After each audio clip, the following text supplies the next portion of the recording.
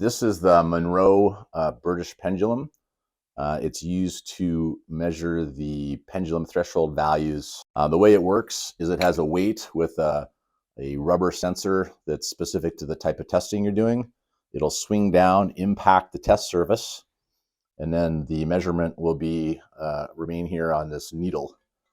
It's very easy to set up. Comes in a large shipping container with all the tools and testing stuff you need. There's a couple bolts and nuts you have to tighten up. There's tools in the box.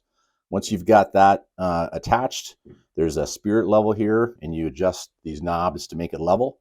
This holds the testing material. There's 3 surfaces that are used for references.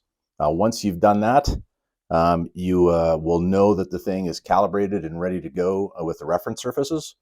It's a brand new device. It was just calibrated about 2 weeks ago.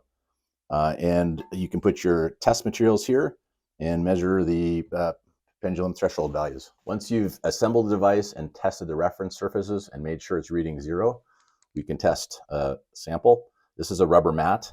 There's holes and pins that can be used to place the sample onto the test plate. What you'll do is bring the foot down and use this device to make sure that the foot strike is the right length, and you adjust it.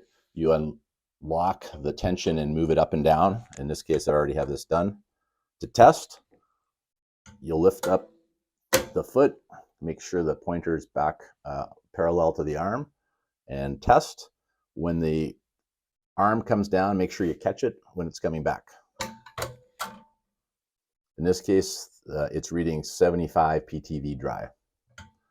Bring the foot back up, and you can continue to test. Always do one run first, and then put your contaminant, either water or oil, on the sample.